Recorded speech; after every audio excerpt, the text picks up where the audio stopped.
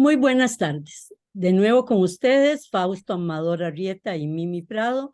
Les recordamos que este programa en 89.1 Radio se pasa a la 1 de la tarde, pero también se repite a las 11 de la noche del día miércoles. Y lo pueden seguir en el canal de YouTube, que la manera más fácil de entrar es Mimi Prado, porque es lo que definió YouTube como guía.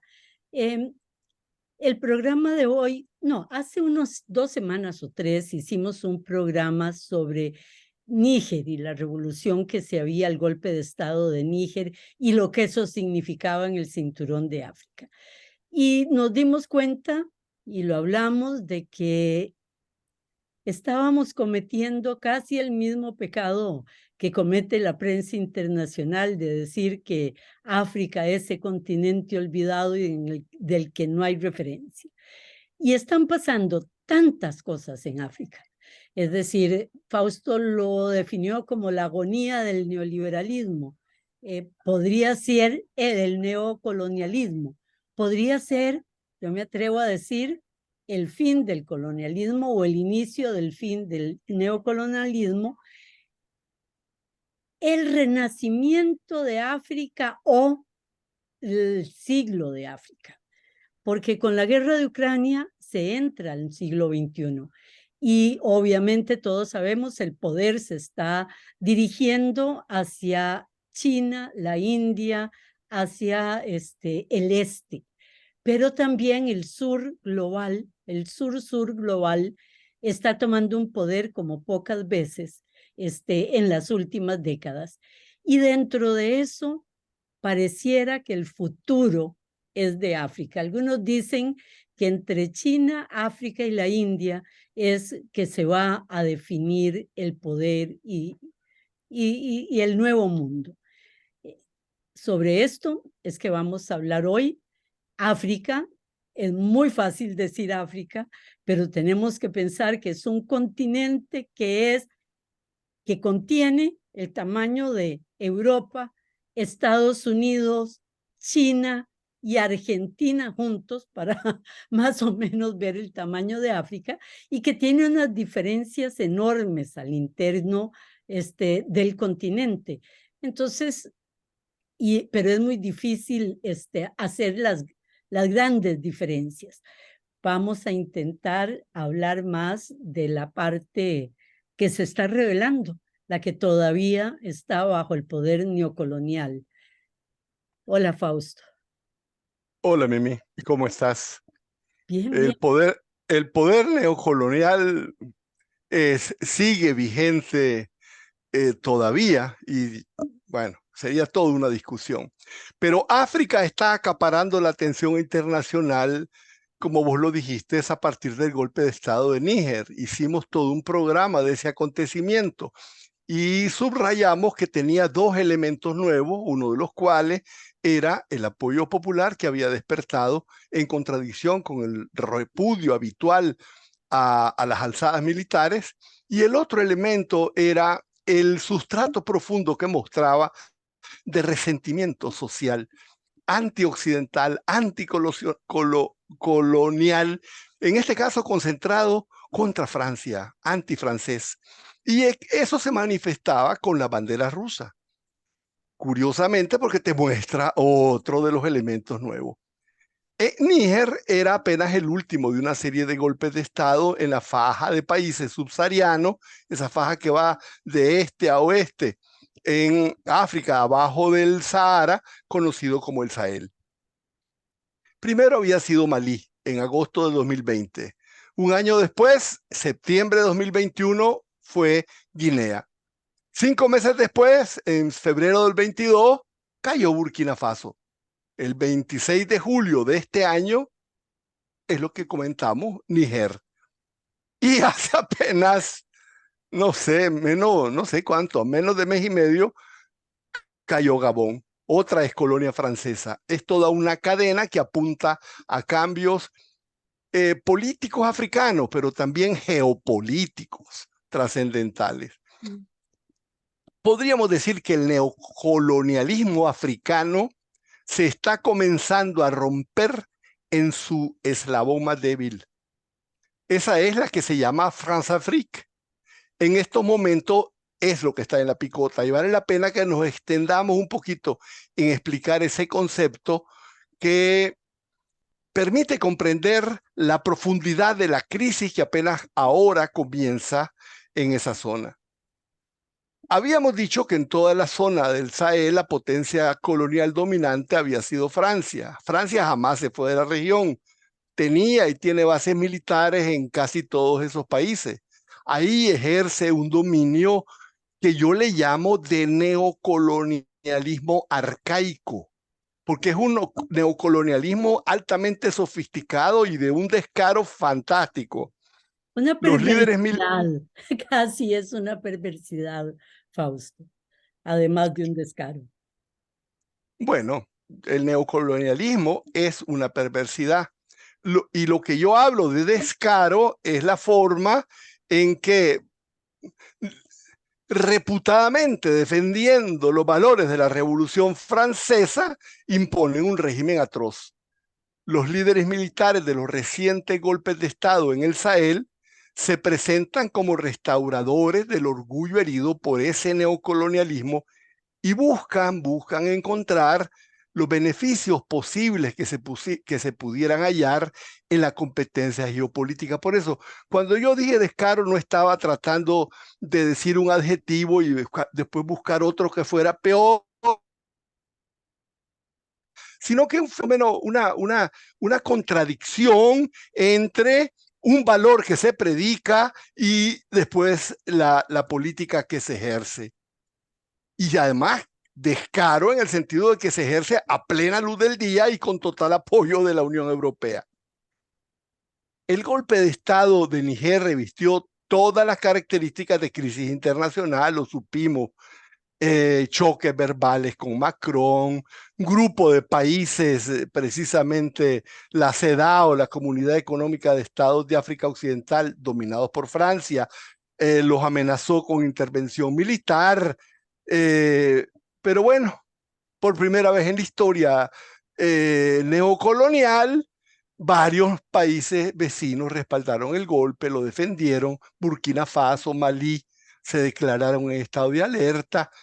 Y bueno, la serie de golpes de Estado por primera vez fueron golpes de Estado exitosos que no habían sido planeados, apoyados o instigados por la administración francesa desde París. Dije bien, golpes de Estado exitosos, porque golpes de Estado ha habido en esa zona mucho, pero no han sido exitosos porque las tropas francesas los han reprimido casi inmediatamente después. De forma que estamos en otro tiempo, no han podido hacer eso.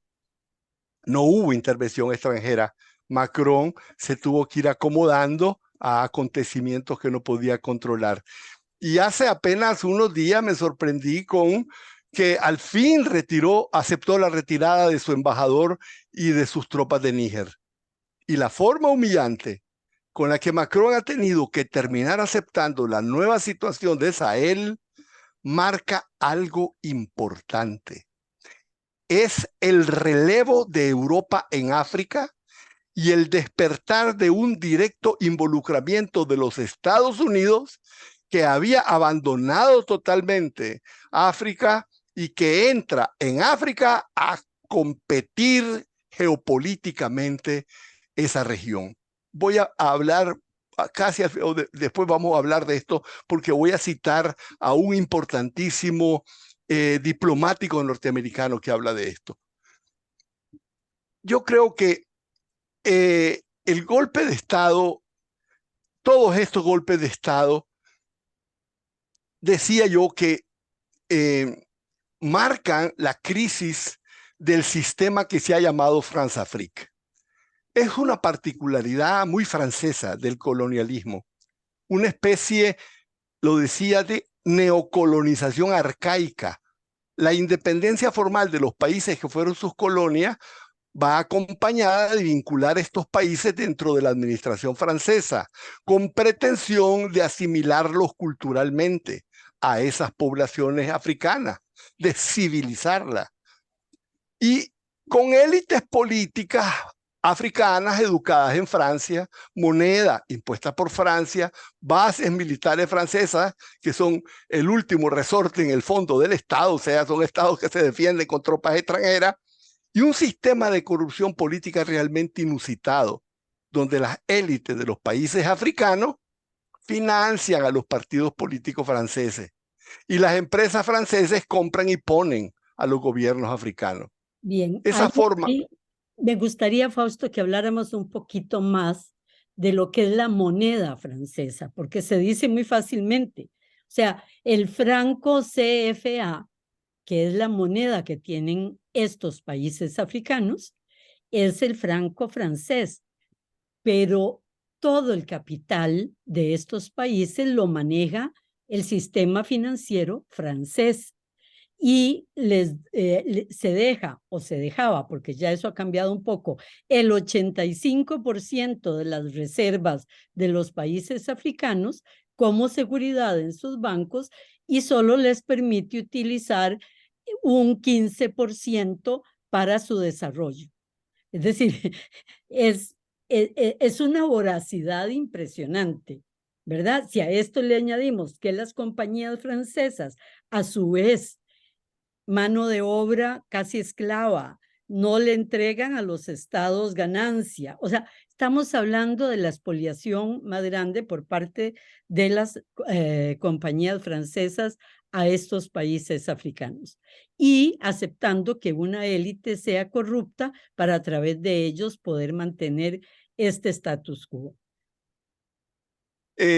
Efectivamente, la moneda tiene un rol bastante importante. No me voy a referir más porque lo hiciste vos ya de una forma amplia. Esta forma de neocolonialismo francés fue instaurado por De Gaulle en 1960, cuando concedieron la independencia a sus colonias en África. La France-Afrique es la política exterior francesa en las excolonias africanas, pero con una particularidad sorprendente. Es la política exterior francesa que no es responsabilidad del Ministerio de Relaciones Exteriores. Es responsabilidad directa del Ejecutivo francés, que tiene una oficina africana del Elíseo en su casa de gobierno. Funciona de forma discrecional por el presidente de la República al resguardo de la mirada pública. Ahí se decide la presencia de agregados políticos, militares, financieros, técnicos franceses, y estos técnicos se responsabilizan en los países africanos de diferentes temas de interés para el Estado francés. De esa labor de amplios equipos técnicos se deriva la injerencia, incluso militar, en los asuntos internos de los países afectados. Ahí se organiza. Intervenciones militares ha tenido en esos países Francia.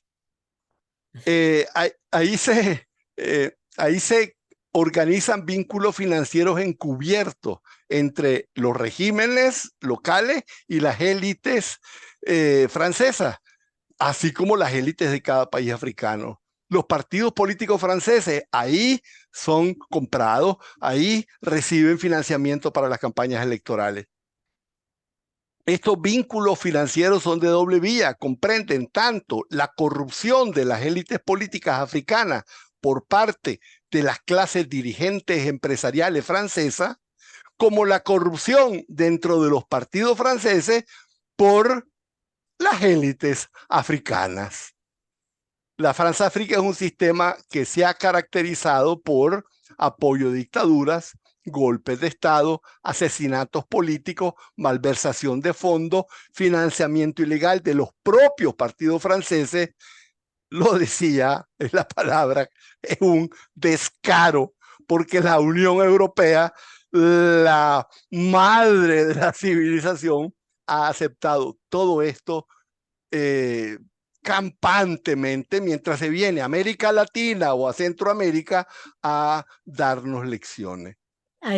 Una vez vimos, yo te mandé una pequeña exposición de la presidenta italiana, en la que uno no confiaría para nada, es la superderecha de Europa, pero que dice con mucha verdad: es inmoral que Europa permita que Francia mantenga en las minas niños, porque se necesita la mano chiquitita para excavar ciertas cosas en el oro. Niños, una generación entera de un país como mano de obra esclava y Europa no diga nada, ¿verdad? Y dijimos, wow, quien denunció fue la persona menos esperada, menos respetada por uno, la ultraderecha italiana. Así es, la zona africana comprendida dentro del sistema France-Afrique es enorme. En África Occidental está Senegal, Costa de Marfil, Burkina Faso, Togo, Benín, Níger, Malí y Guinea. En África Central está la República del Congo, Gabón, Chad, República Centroafricana y Camerún. En el Océano Índico y el Cuerno de África están las Islas Comoras, Madagascar y finalmente la pequeña República decisiva, dicen los Estados Unidos, que es el punto estratégico más importante de África, la pequeña República de Djibouti, en la puerta hacia el Canal de Suez, en la entrada del Mar Rojo, donde China tiene una base militar y con la que China tiene un tratado de alianza estratégica integral. Y queda cerca a la par de Etiopía, que además ahora es un país muy importante y parte de los BRICS, va a ser. El funcionamiento de la France-Afrique lo voy a ilustrar con la historia de Gabón, puesto que es un golpe de Estado reciente del que no hemos hablado. En 1960, Gabón logró la independencia dentro del sistema France-Afrique. Con el respaldo de Gaulle, su primer presidente fue Laurent Gbagbo. En febrero del 64 fue derrotado por oficiales nacionalistas que tenían concepciones de romper con la France-Afrique. Pero inmediatamente después fue restaurado en el poder por tropas francesas enviadas por de Gaulle. 3 años después murió Gbagbo y las tropas francesas impusieron como presidente a otro militar, Omar Bongo. Bongo gobernó como dictador durante 40 años, desde 1967 hasta 2009, cuando se murió. Durante su gobierno hubo de todo: fraudes electorales, asesinato de candidatos opositores, intentos de golpes de Estado restaurados por Francia. En cada ocasión las tropas francesas intervinieron y lo volvieron a poner en el poder. Pero bueno, en ese periodo hubo de todo. Se pasó de partido único a libertad de partido. Se aprobó una constitución. Se estableció un sistema de derecho. Todo fantochada. El dictador siguió siendo electo a la presidencia una y otra vez hasta su muerte en el 2009. Entonces, ¿no te recuerda los años 60 a Francia actuando como Estados Unidos en la región? O sea, Somoza es Hassan Babich y Hassan Babich. O sea, los franceses aplicaron lo mismo en sus territorios. Mira, me lo quitaste del pensamiento, aunque no lo iba a decir, pero sí, es una especie de Trujillo, Somoza africano. Su hijo, con apoyo francés, ganó las elecciones y fraude electoral tras fraude electoral, de 2009 siguió gobernando hasta el mes pasado, cuando se dio un fraude electoral tan grande que, bueno, fue depuesto. Es el golpe de Estado del que estamos hablando. La familia Bongo gobernó durante 56 años. Durante ese tiempo se decía que Gabón era el paraíso en la tierra, el mejor defensor del ambiente, la mayor proporción de bosque protegido y el hogar de la mayor población de gorilas en el planeta. Pero de cada dólar que recibía por sus exportaciones, las compañías francesas se llevaban más de 10. Sus élites eran apenas el 2% de la población, pero controlaban el 80% de los ingresos personales. Y esas riquezas se iban para Francia. Y mientras tanto, el Estado de Gabón, sin capacidades fiscales propias, porque se combinaban neocolonialismo con neoliberalismo, se convirtió en uno de los estados más endeudados de África. No hablemos de pobreza, ya que era reputado el país más rico de África en ingresos per cápita, el más rico de África en ingresos per cápita, nominales, ¿verdad? Agarrar el PIB y lo repartir entre la población. pero más del 50% de su población estaba en estado de pobreza extrema. Pero bueno, tenía una constitución, era democrático, celebraba elecciones y todas esas fantochadas que se le para a uno el pelo. Quedamos acá, Fausto, con el golpe. Estamos. 20 minutos, Mimi. 20 minutos, faltan 2 minutos. Oh, ok. En 2019, un golpe de Estado en Gabón. Cuando el hijo de Gabón se recuperaba del infarto, lo volvieron a poner. Nosotros estamos hablando que el caso de Gabón ilustra de forma sistemática lo que la Françafrique es, porque sigue siendo. En Chad, por ejemplo, aún gobierna un dictador, hijo de otro dictador. Es el hijo del desaparecido Idris Deby. Y con su hijo, la familia dinástica de Chad tiene ya 33 años de gobernar Chad. Y no sería extraño que ahí fuera el siguiente golpe de Estado en la Françafrique. Podríamos decir que desde la independencia ha habido en África 500 golpes de Estado. Y sin embargo, la cadena reciente es ya otra cosa, no es más de lo mismo. Y creo que aquí sí podríamos Y hacer un solo corte. recordar cómo los grandes líderes de los años 60, 70 de las luchas africanas fueron asesinados. Ellos y las gentes que les seguían, creando además y facilitando la subida de los dictadores. Regresamos con ustedes en unos minutos. De nuevo con ustedes, les recuerdo que el programa de hoy es sobre África, el fin del neocolonialismo y el renacimiento de África. Bueno, sobre eso es que hemos diseñado el programa de hoy. La primera parte se habló de las particularidades del neocolonialismo francés y de los golpes de Estado y revoluciones en los últimos año y medio. En realidad, estábamos diciendo también que esto que ocurría era una manifestación de el ingreso de África en el juego geopolítico internacional, como un actor que está queriendo tener su propio papel y quiere mantenerse no alineado y aprovechar en su beneficio las rivalidades entre las grandes potencias. Adicionalmente, y aquí yo quiero remarcar un poquito, se están comenzando a desmarcar abiertamente de los supuestos institucionales que les han sido impuestos.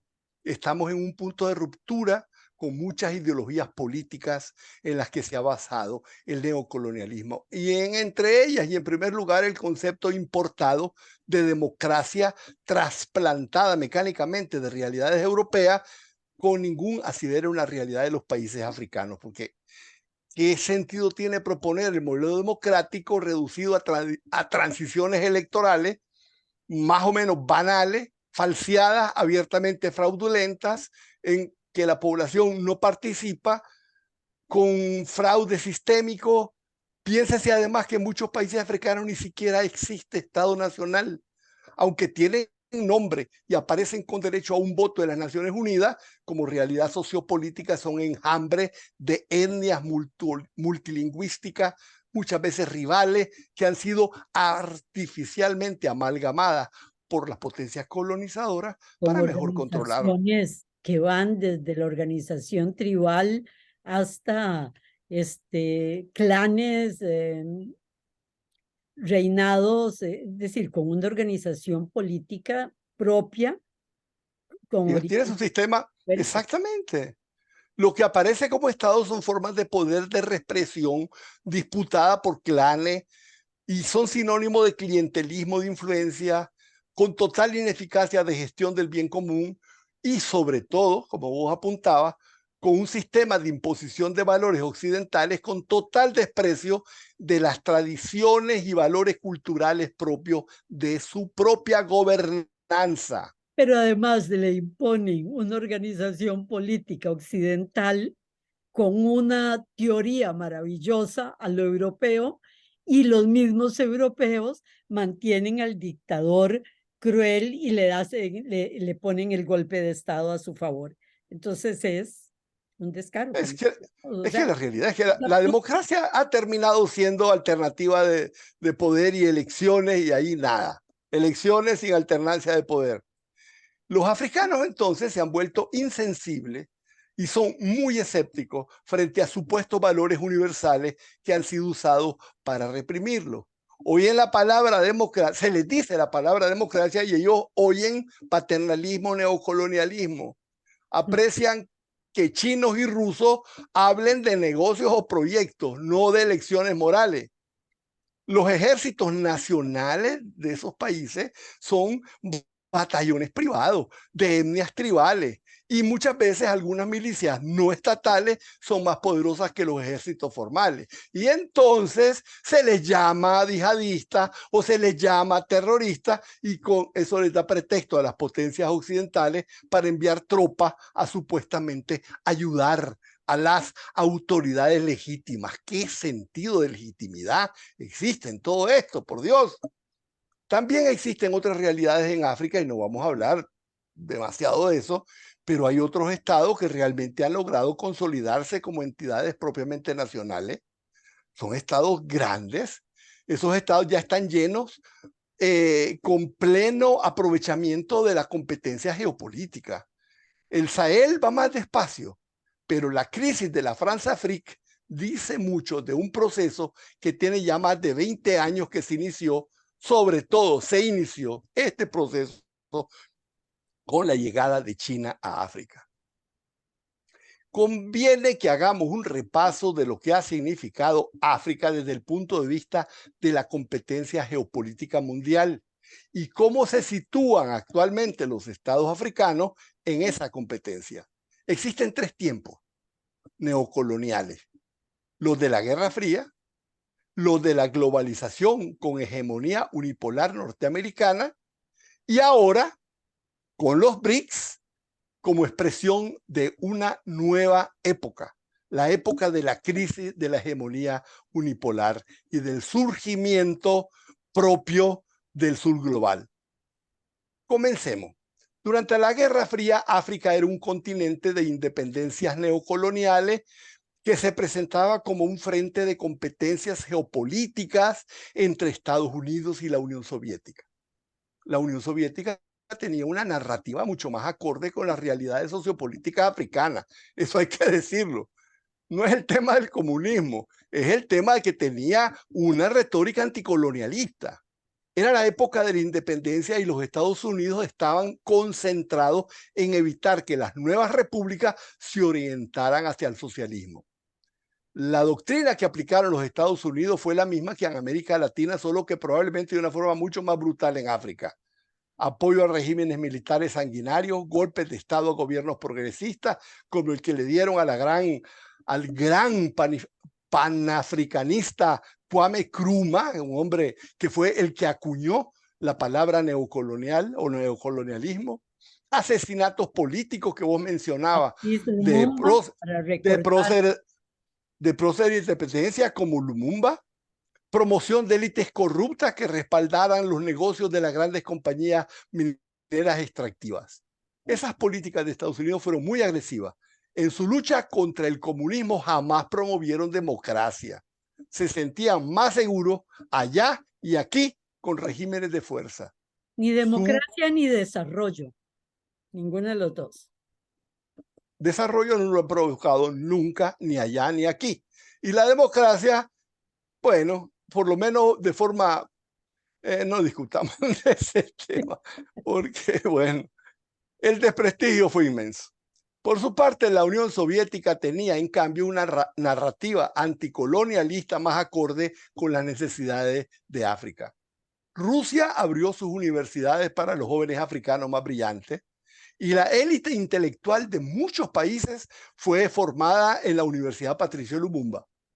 Su mayor influencia se dio en los países de independencia tardía, como las colonias portuguesas y frente al apartheid.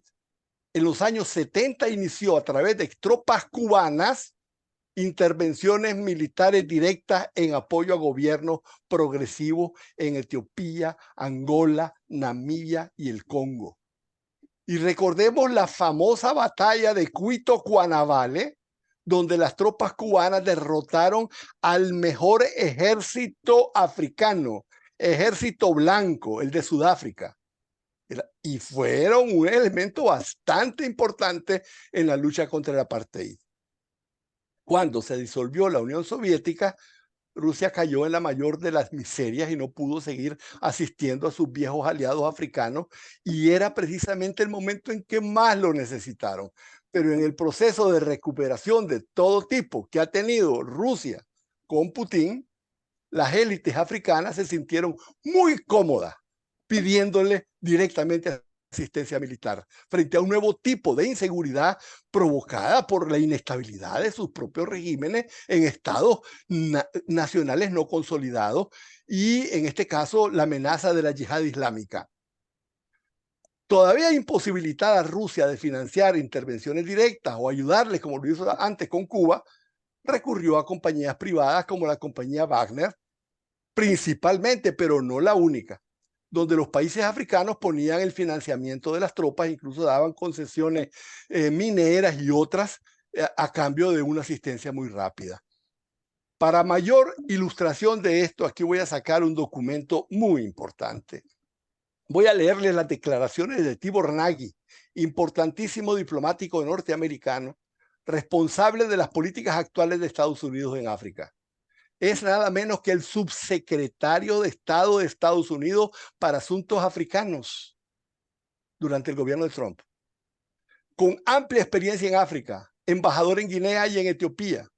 Y Nagy es el que diseñó la política africana actual, y en esta conferencia se vanagloria y se felicita porque el presidente Biden mantuvo esa línea. Bueno, estas son las declaraciones que hizo Nagy a Limes, una revista de geopolítica italiana. Dice: la colonización europea en África fue terrible.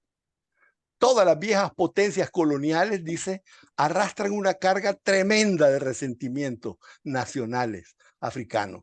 Cualquier cosa que hagan ahora se ve desde esa perspectiva. Y dice, y así va a seguir siendo, dice, por lo menos 80 años más. Imagínate. Estados Unidos, nosotros, dice, también tenemos una carga muy fea, pero es diferente, dice, no es porque fuimos colonia, sino por la Guerra Fría. Cuando estábamos dispuestos, dice Nagy y Mimi, cuando estábamos dispuestos a apoyar cualquier dictadura con tal que nos ayudara contra la Unión Soviética. Pasada la Guerra Fría, dice Nagy, no dormimos, no fuimos de África. Estados Unidos sentía que África no le representaba ningún interés estratégico. Estoy leyendo sus palabras. Dormíamos, dice. Vaciamos las embajadas, pusimos el mínimo personal posible y cortamos los presupuestos. Dejamos que Rusia nos pintara como una fuerza maligna, egoísta y colonialista. No, que si estuviera pintando un cuadro que no fuera, ¿verdad? Sigo con él. Permitimos que llenara un vacío, incluso militarmente. Y escuchen lo que dice Nagy Mimi. Si yo fuera un gobierno africano y buscara ayuda militar, Estados Unidos sería mi última opción. Dice Nagy. Si pido una onda a los estadounidenses, me la traen en 6 meses. Si se la pido a los rusos, me la entregan en 1 semana y viene con instructores. Debo confesarlo, dice Nagy. El grupo Wagner es una historia de éxito. Se ha insertado en escenarios en los que había muchas fuerzas en juego, desde las Naciones Unidas hasta los franceses, pasando a veces también por nosotros, los estadounidenses. Pero la realidad es que Wagner llega, resuelve y no le da largas al asunto. Y de repente le preguntan a Nagy, me preguntaron que cómo ven a Rusia y China, pero yo quisiera una cosa que vos y yo hemos hablado mucho. Le dicen a Nagy, ¿fue un error la intervención en Libia en 2011? Y Nagy contesta, absolutamente, no la razonamos, rompimos el jarrón sin preguntarnos qué haríamos con los pedazos. La intención era noble, Gaddafi era un salvaje, estaba dispuesto a desatar el caos, pero el caos que resultó fue mucho peor. Y muchos países han sufrido las consecuencias. Yo creo que fue bien eliminar lo malo, pero hay que tener planes políticos y económicos para después. Nosotros no teníamos ninguno. ¿Ah? Qué increíble. Bueno, me Es preguntaron que impresionante, cómo... ya que tocaste Ah, Libia, muy corto.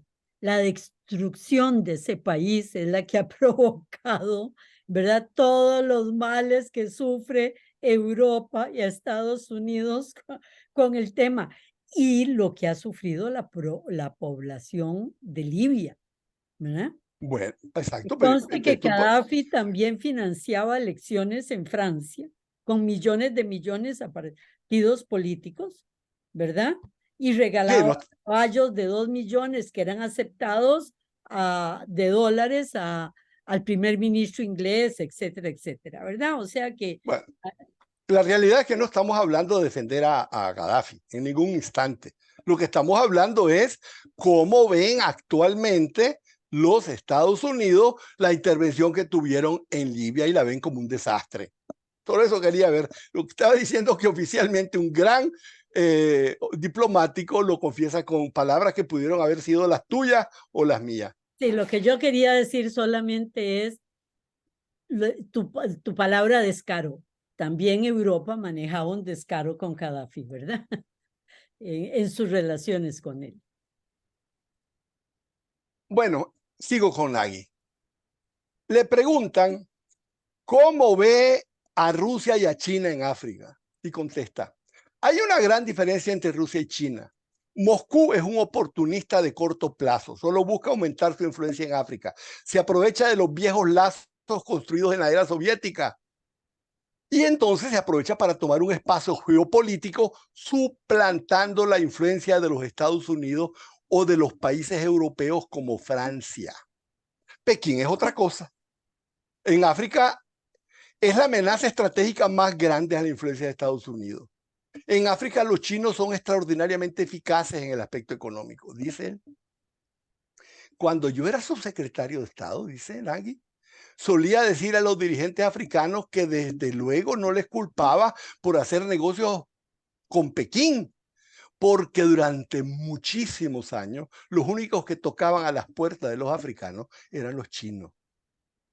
Entonces, dice Nagui, de repente nos despertamos y nos dimos cuenta que la República Popular había construido toda la infraestructura y suministrado todos los equipos de telecomunicaciones. En el Departamento de Estado, dice, Y durante el creado gobierno de empleo, Trump, y creado empleo en África. sí, estoy hablando de lo que dice él, Sí, Mimi, sí, pero sí, sí. bueno, No, yo le añado que, sí, sí, ¿verdad? pero esa es palabra de Mimi y creado empleo. Sigo con Nagui. En el Departamento de Estado, dice Nagui, mi trabajo consistía en convencer a los gobiernos africanos que no compraran Huawei. Y entonces me decían, ¿y entonces qué nos ofreces? Y yo no podía decirles nada, no teníamos ninguna alternativa real. Además, dice, cuando los chinos hacen negocio, vienen con todos los aspectos financieros preparados ya. Bueno, esa es el análisis que hace un diplomático norteamericano. Yo pensé que en vez de poner mis palabras sobre lo que fueron esos dos periodos, ponía palabras Más claro no canto un gallo y más de acuerdo hemos estado en los análisis con lo que este vicesecretario de Estado ha señalado, ¿verdad? así es.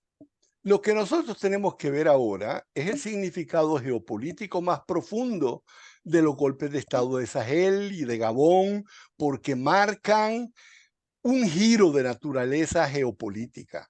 Los recientes golpes de Estado y la popularidad que gozaron muestra que tras siglos de marginación, los africanos están descubriendo su capacidad de asumir protagonismo. Poco a poco, África va dejando de ser un reducto pasivo repartido entre grandes de la geopolítica mundial. África está entrando en un nuevo ciclo histórico, donde los países africanos quieren jugar con sus propias cartas, no con las cartas que les reparten otros. Quieren ser sujetos de su historia, no objetos, como hasta ahora lo han sido. Y bueno, si eso ocurre, y está comenzando a ocurrir, sería la primera vez. ¿Cuál es la visión de la competencia geopolítica que tienen los africanos mismos? ¿Qué quieren jugar?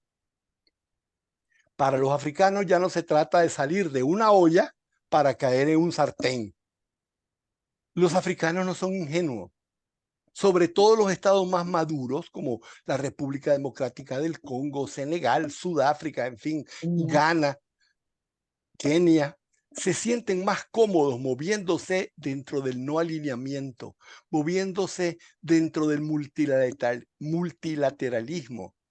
Se trata de lo que se llama, eso ellos en ciencias políticas se está llamando actualmente subjetivismo africano. ¿Qué quiere decir subjetivismo africano? Que ya no son objetos, que son sujetos y que piensan por sí mismos y que entonces ven las cosas desde su perspectiva subjetiva, es decir, desde la perspectiva de sus propios intereses. Es dejar de ser objeto, convertirte en sujeto de su historia. Esa es la posición que mejor les permite diversificar sus socios económicos y aprovechar en su beneficio la nueva competencia geopolítica. Curiosamente, aquí viene que les cae exactamente al dedo la retórica de los BRIC Plus y también la retórica de la política exterior de China, que prácticamente lo que dice es exactamente lo que los africanos están ellos mismos tratando de poner. Ibas a decir algo, Mimi.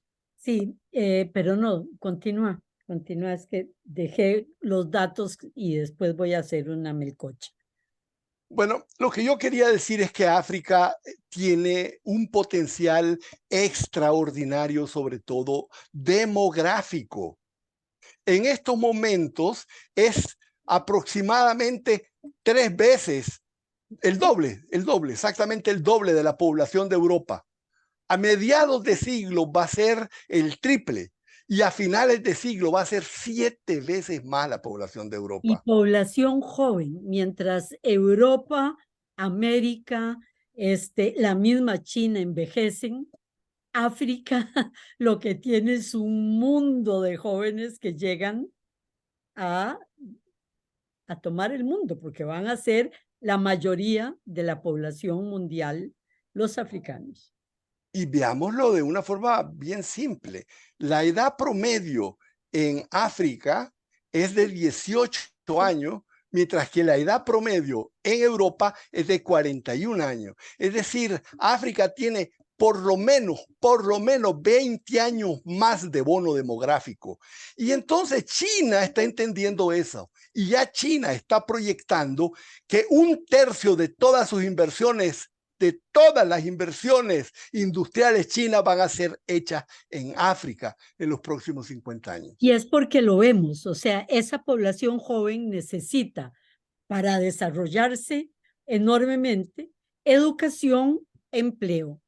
Y China no solo invierte, sino que China está formando y dando empleo y creando, buscando crear una enorme clase media que sean consumidores para sus productos. Un win-win. Así es. Y en este caso, vale la pena también decir que si no se produce desarrollo, la invasión humana que se va a producir en Europa, simplemente con tal volumen de población, van a ser 4.000 millones de habitantes a finales de 2100. O sea, Acabó el imparable. tiempo, Fausto. Como ¿Correcto? siempre, nos quedaron cosas sin decir.